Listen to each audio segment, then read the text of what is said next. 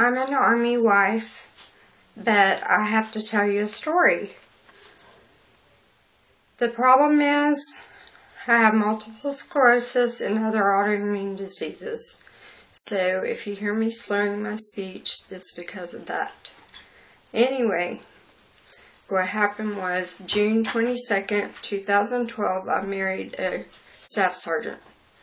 Then, on July 6th, he dumps me at my daughter's house. And then later, they came back and said that I can't live there because my daughter's husband is in the Army on base, and he's deployed right now. But anyway, they said I can't live there, and my daughter was helping take care of me.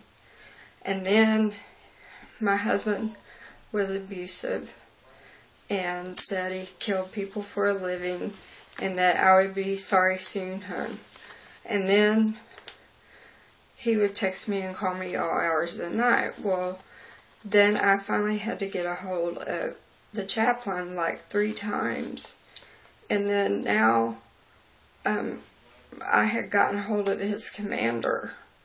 So his commander put a protection order, but the Army Shelter for Abuse said I can't go there because I have multiple sclerosis and then on medication, and so which left me no place to go. Basically, I'm homeless, and I'm gonna stick my glasses on for a minute because I'm blind. So what happened was I had to go to Florida to be safe where my son lives. And during that trip, he was cutting my phone on and off, on and off. Then he tells my daughter to do a 3-way call. I said no, And then he said if she'll drop the protection order, I'll turn her phone back on. And I really need a phone because I fall asleep driving sometimes, and it was like a 23 or 21 hour drive to Florida. And so anyway, the commander had put a protection order, and immediately he calls me unknown number, and so I'm like, who is that? You know, I answer the phone, and then I was really scared. And then I would go work out at the gym, because I didn't know there was more of them. I would work out at the gym near home base. And they told me I couldn't work out there anymore because he might come over and do something to me. And the chaplain said I needed to have the MP's phone numbers nearby. So anyway, he violates the protection order. My first victim's advocate, I asked her, please get a hold of Garrison, because he is calling and turning my phone on and off, and I don't even know where he is because he was on leave too. And then now I have PTSD, the stress disorder. I start panicking when I see men in ACUs, a bunch of them. And so I had to go to IG, and IG finally found him because for months we couldn't find him. And what he did was he married me basically for the BAH. And I never received a penny. We got married June 22nd of last year. And then this year he may file income tax. I don't know, put me on there. But anyway, my medical social worker, she called the Adult Protective Services on him. I finally got my 3rd victim's advocate. She was so good. She helped me find him. And everybody is saying that they can't help me. And, you know, when someone's disabled, I'm on disability because of the MS, and you know, the Army basically says that it's okay for him to act this way, and I still haven't received a penny. He's getting money from me ever since July. And then they think that I can live on $333, $37 a month. There's no way. The apartments are like $600-700 just for that doesn't include gas or anything. And now, because of all this, I've lost my car. So now I don't have a car. And then,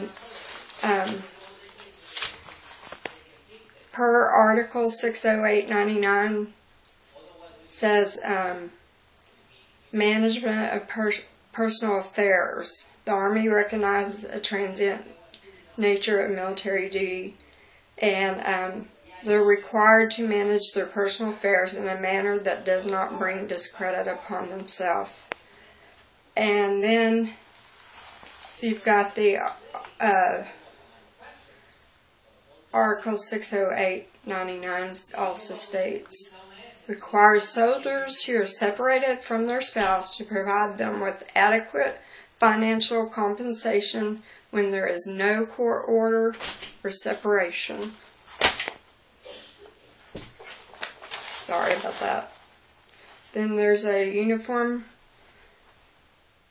Former Spouses Protection Act. Covers and protects spouses all their rights, benefits, and entitlements. Well, my right, I decided to be an Army wife, and my right was to be able to have that money to get a place to live. And I'm basically homeless. So anyway, I'm trying to figure out how I can deal with helping the elderly and disabled. It's hard enough as is in the Army to come forward and say your husband was abusive. And he really talked me into getting married. I lost my dogs, my cat, and my daughter, because he went to court with my ex and told a bunch of lies. So now I only get to see her twice a month. I don't get to see her any holidays. And then I think I get Mother's Day, but I don't know. So, it makes me sick whenever I have all this stress on me. It makes my MS bad. So anyway, I just really want to try to help people that don't know how to go and get help. I'm a researcher, so research, read articles after articles after articles. And so also at Fort Sill, the protection order, the commander wouldn't give it to me, and then they said that it was sent to Victims Advocate, which was not true. And also, they did nothing to him. They should have punished him. And he's going to move on and do it to someone else. So I'm trying to stand up for disabled people and abused people. And the shelter wouldn't even let me in because I have multiple sclerosis and the shots and pills and stuff like that I have to take just to get up out of bed. So anyway, I hope this message is going to help someone, because I am at my wit's end with all of this. And we finally found him, so I started getting scared he's going to come after me. But the IG at Fort Sill said, don't worry about it, he'll have to come through him first. Anyway, get a hold of me like this if you need help.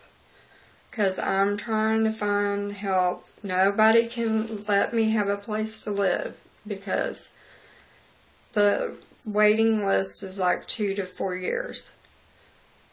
And nobody will help me. I've called people. and I don't know. I guess I need to find a shopping cart, because that's basically what's going to happen. I'm going to be totally homeless as an Army wife. So I hope I can help someone.